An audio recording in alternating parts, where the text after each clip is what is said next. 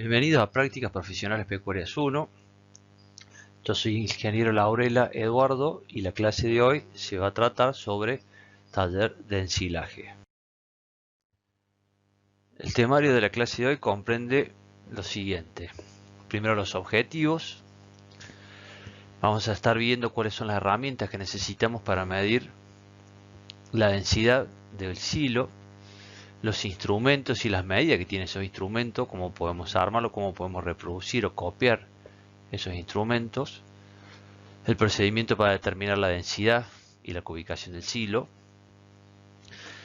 y por ende vamos a estar viendo una aplicación práctica del procedimiento de determinar la densidad, que va a ser cómo determinar o aprender a determinar el avance diario en silos de autoconsumo. Después vamos a estar viendo en la segunda mitad de la clase el separador de partícula open state para determinar la calidad física del ensilaje. Y después vamos a ver los resultados y la aplicación práctica de ese cajón de Pennsylvania open state. Como dijimos, el primer punto dentro del temario eran los objetivos, y vamos a estar desarrollando la clase para lograr o aprender a determinar la densidad del silo, para ubicar y cuantificar la cantidad de materia seca y fresca por cada silo bolsa. El otro objetivo es calcular el avance diario, o sea, la distancia de un silo bolsa en autoconsumo en función de la densidad determinada, y aprender a utilizar el cajón de Pennsylvania para evaluar la calidad física del ensilaje y la aplicación de su uso en la práctica. Como bien dijimos, dentro del temario íbamos a estar viendo cuáles son las herramientas que necesitamos para medir o determinar la densidad de un silo. Como vemos, son herramientas bastante sencillas y prácticas de reproducir o de hacer. Lo primero que vamos a necesitar es un taladro, ya sea de tipo inalámbrico o con carga, o eléctrico, que vaya conectado a una toma de electricidad.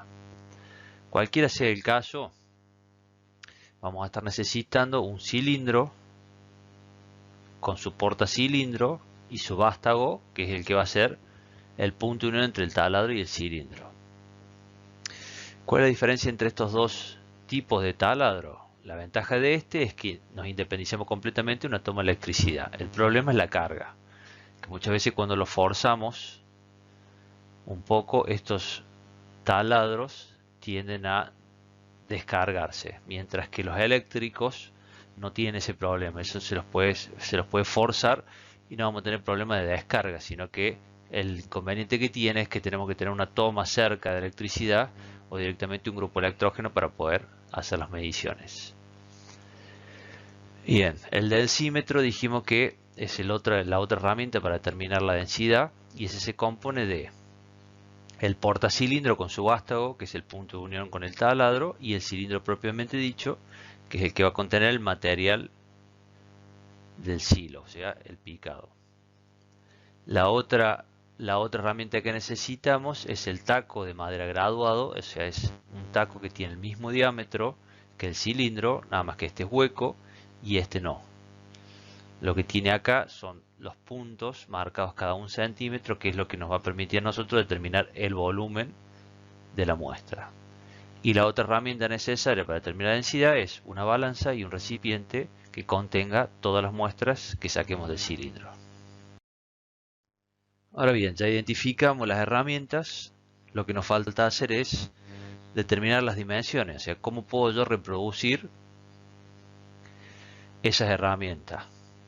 Entonces, para ello necesitamos las medidas. Por ejemplo, en este caso el cilindro es el que va a contener el material fresco, la materia fresca del silo, y tiene una longitud de 25,5 centímetros. El portacilindro tiene una longitud de 3,5 centímetros a 4, y después sigue el vástago, que está unido al portacilindro, que tiene aproximadamente 4,5 centímetros. O sea, las dimensiones son 25 centímetros de cilindro, el portacilindro tiene 3,5 a 4 y el vástago 4,5 centímetros. La otra dimensión que necesitamos saber es los diámetros, tanto el externo como el interno. El diámetro externo es de 5 centímetros o 2 pulgadas y el diámetro interno es de 4,9 centímetros, lo que significa que tenemos 1 milímetro de espesor entre los dos costados, o sea, 0,5 de un lado y 0,5 del otro lado. El taco de madera tiene la misma longitud que el cilindro, 25 centímetros y medio, y lo que tiene que tener en cuenta es que la graduación tiene que ser cada 1 centímetro. Habiendo ya determinado las herramientas y las dimensiones, una vez replicados esos instrumentos, procedemos a tomar las muestras. El tema es, ¿cómo es el procedimiento para cuantificar o determinar esa densidad? Para este caso, en este ejemplo, hemos tomado un silo bolsa. ¿Sí? Es importante que ese silo bolsa tenga su cara plana. ¿Por qué digo esto? Porque es muy común o muy normal que cuando se hace extracción de silo haya toda una parte desmoronada de silo, de picado, y eso nos perjudica cuando nosotros querramos cubicar. O sea, necesitamos la cara bien plana, la parte más compacta del silo, para poder hacer las mediciones. Como dijimos, una vez que tengamos limpio toda esa cara del silo, con el taladro unido al cilindro, o sea, unido al portacilindro y el cilindro, vamos a proceder a penetrar sobre el ensilaje para tomar las muestras. Acá hay una cuestión que hay que tener en cuenta, que es cuánto es lo que debemos penetrar en el silo bolsa para determinar la densidad. Es importante no pasar de el punto A, no introducir el cilindro más allá del punto A. Lo ideal es llegar siempre hasta la mitad del cilindro. ¿Por qué? Porque si nosotros penetramos más del punto A, o sea, nos vamos hasta el punto B, vamos a estar sobredimensionando la densidad. Digamos, vamos a estar ejerciendo una presión, una fuerza, y vamos a estar elevando la compactación o la densidad de compactación. Por lo tanto, vamos a estar incurriendo en un error. Por eso, lo ideal es no penetrar más allá de la mitad o 3/4 del cilindro. Como se pudo ver en el video, ahí estuve introduciendo el cilindro casi hasta 3/4 de la longitud total. O sea, ¿qué hicimos primero? En la cara del silo limpiamos, barrimos todo el material desmoronado que está flojo, que está suelto, y nos quedamos solamente con la cara plana. Una vez que tuvimos la cara plana, procedemos a introducir el cilindro, le aplicamos una fuerza y lo introducimos hasta 3/4 de la longitud del cilindro. Una vez que hicimos eso, retiramos el taladro con el cilindro e introducimos el taco de madera para determinar la profundidad. Y así hicimos sucesivamente para todos los puntos de medición. O sea, repasemos, limpiamos el silo, dejamos la cara plana e expuesta para tomar las medidas correctamente, introducimos con el taladro el cilindro hasta 3/4 de la longitud, sacamos el cilindro e inmediatamente colocamos el taco de madera para determinar la profundidad de penetración. Una vez que pusimos el taco de madera, inmediatamente todo el material que recogimos en ese cilindro lo pusimos en una bolsa para luego pesarlo. Bien, como se puede ver, nosotros ya hicimos una serie de muestreos. Hicimos 9 muestreos en total y los sectorizamos en 3 partes. Dijimos que el sector superior o la parte de arriba tomamos 3 muestras, en la parte media tomamos 3 muestras y en la parte baja tomamos 3 muestras, para un total de 9 muestras, y con los datos de profundidad tomados con el taco de madera y los gramos que extrajimos con el cilindro junto con el taladro, confeccionamos el siguiente cuadro o tabla, donde por un lado en la primera columna tenemos todas las muestras que fuimos sacando en la parte de arriba, en la parte media y en la parte baja. Lo que hicimos es colocar la profundidad que medimos con el taco de madera graduado en cada uno de estos orificios, pusimos ese taco y tomamos la profundidad y registramos cada uno de esos datos. Lo que hicimos después es que en la columna de materia fresca en kilogramos es con el cilindro extrajimos una muestra y la colocamos en una bolsita para luego pesarla.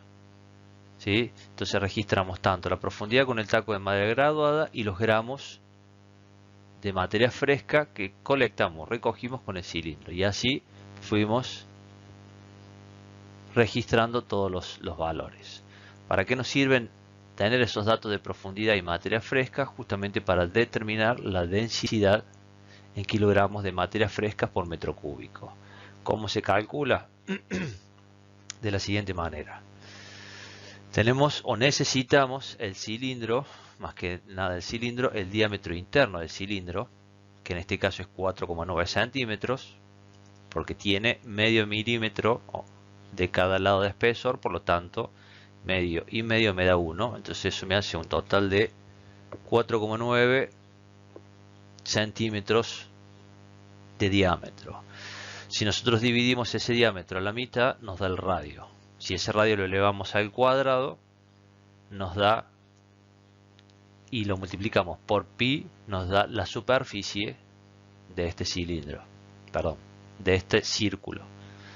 Si a esa superficie o esa área nosotros lo multiplicamos por la densidad que fuimos recolectando con el taco de madera graduado, nos da el volumen en el que contuvimos esos gramos de materia seca, mejor dicho, perdón, de materia fresca que colectamos con el cilindro.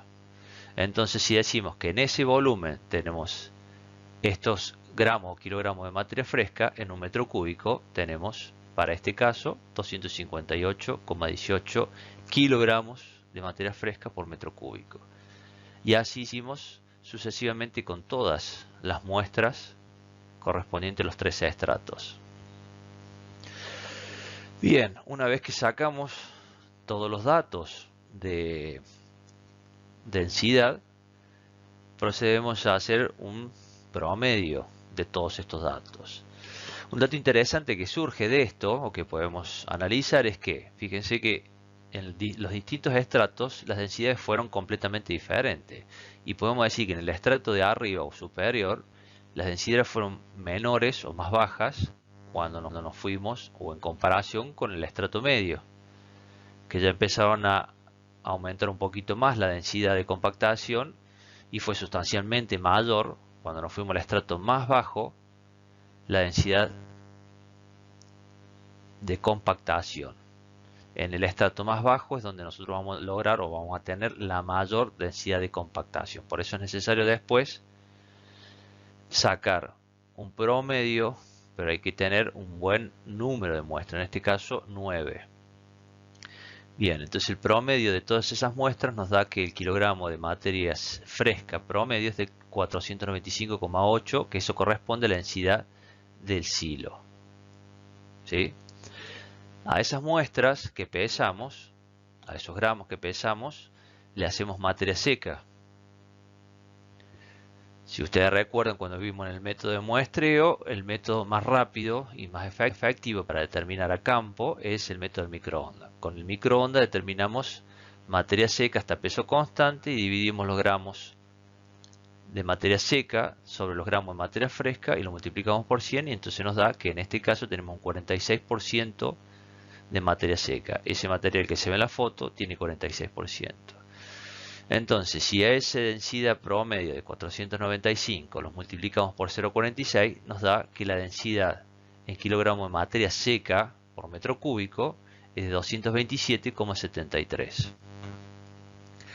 Otro dato que necesitamos sacar o necesitamos tener es el área.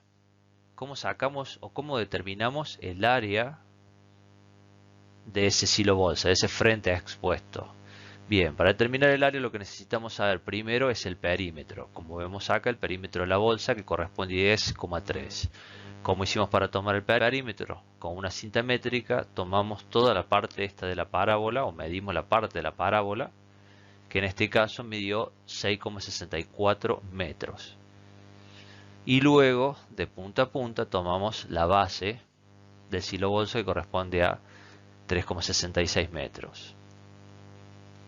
En total, el perímetro de la bolsa entonces es 10,3 metros, que corresponde a una bolsa de 10 pies en este caso. Bien, entonces habiendo sacado del perímetro, podemos despejar por fórmula el radio, sabiendo que el perímetro de un círculo, si esto nosotros lo llevásemos a un círculo, sabemos que ese perímetro de 10,3 es igual a 2 por pi por radio. Despejamos 2 por pi y nos da el radio. Si a ese radio nosotros le elevamos al cuadrado y lo multiplicamos por 3,14, que es el valor de pi, nos da el área de todo ese frente del silo.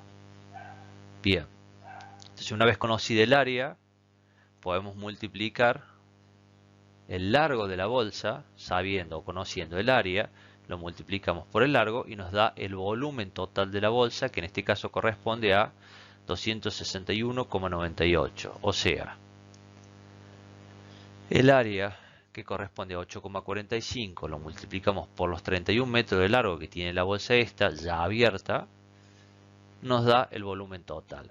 Entonces nosotros decimos que si, es una regla de tres simple, si en un metro cúbico tenemos 495,08 kilogramos de materia fresca, en este volumen total tenemos esa cantidad de materia fresca o tal cual. O sea, todo esto está contenido en ese volumen.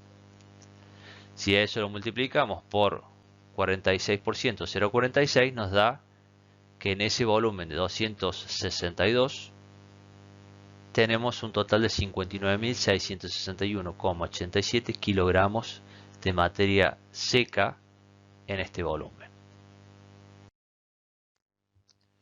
Bien, el paso siguiente es ¿para qué nos sirve todo lo que hicimos anterior, digamos? ¿De qué nos sirve hacer todas las mediciones que hicimos anteriormente? Eso nos va a servir para, en este caso, la aplicación práctica de la determinación de la densidad, determinar el avance diario en un ensilaje de autoconsumo, ¿sí? Bien, lo que se ve en esta diapositiva es, estos tickets son las salidas del análisis químico de ese material que vimos recién, de ese picado, de ese ensilaje. Y estas son las salidas que da el NIRS, que es un sistema práctico, rápido, que te tira datos de calidad y te lo tira en materia tal cual o porcentaje de materia seca, ¿sí?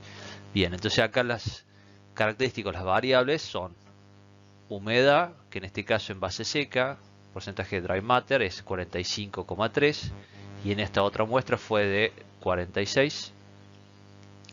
El almidón, que es 32,6, 30,8, la proteína 7,2, la FDA 23,7 o 23, que es con esta nosotros, si recuerdan, con la que calculamos o determinamos o estimamos la digestibilidad de la materia seca.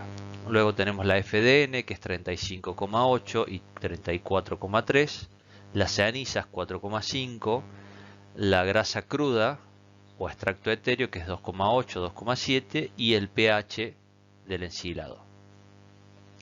Bien, con esos datos químicos, más que nada vamos a estar utilizando, según la fórmula de Rohde-Weber, el valor de FDN y el porcentaje de materia seca, ¿sí?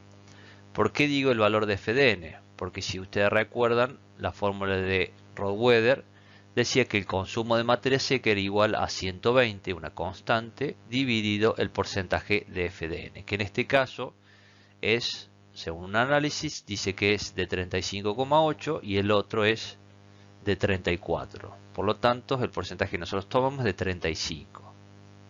Bien.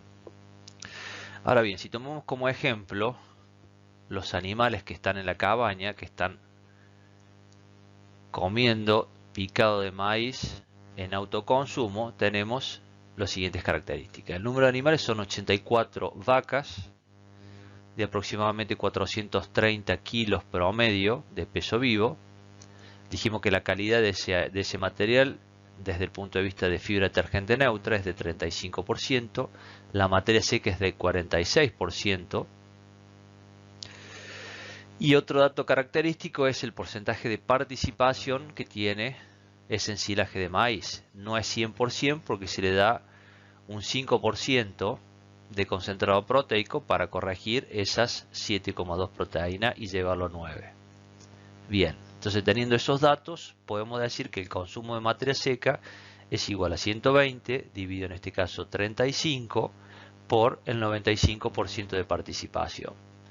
Eso nos da un consumo de materia seca en función del porcentaje de peso vivo de 3.26, o lo que es igual a un consumo de materia seca expresado en kilogramos de materia seca por vaca por día de 3,26 sobre 100 por 430. Nos da un consumo en materia seca de 14 kilogramos de materia seca por vaca por día.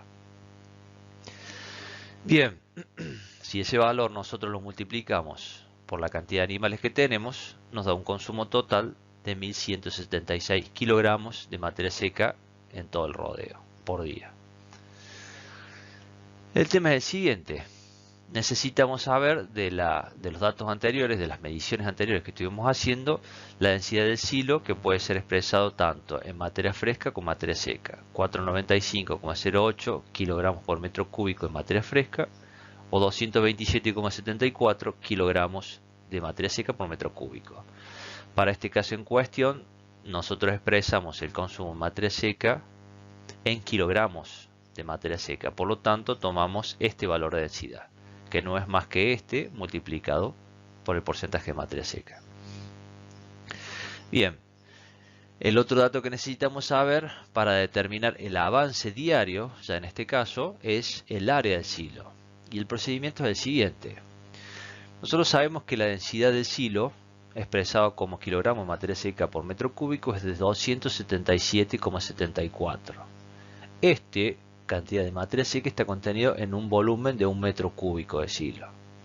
Ahora bien, ¿qué volumen nos ocupará la demanda que requerimos para esas 84 vacas? Entonces los 1.176 kilogramos de materia seca nos va a demandar un volumen de silo de 5,16 metros cúbicos de silo.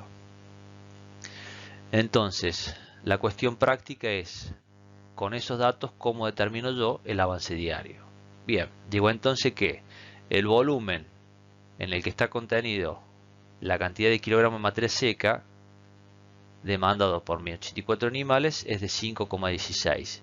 Si a eso lo divido por el área, a esos metros cúbicos, lo divido por los metros cuadrados que tiene todo el frente del silo, me da que el avance diario en metros es de 0,61 metros, o lo que es lo mismo, 61 centímetros por día. El cociente entre el volumen y el área del silo me da el avance diario en centímetros o metros que yo necesito para esos 84 vacas que van a comer un 95% de ese picado de maíz. Para que tengan una idea, el avance mínimo que tiene que tener un silo, ya sea bolsa, un silo puente, sea el silo que se trate, tiene que ser de 40 centímetros. ¿Por qué 40 centímetros? Porque es la capacidad de penetración o permeabilidad del oxígeno en el silo o en el ensilaje. Entonces, no tiene que ser el avance diario menor a 40 centímetros y sí puede ser mayor de 40 centímetros. O sea, para en el caso en estudios, en este ejercicio particular estamos más que bien, ya que el avance mínimo es de 40 centímetros y nosotros tenemos 60 centímetros por día. O sea, por lo tanto, la carga está bien ajustada para ese silo con todas estas características.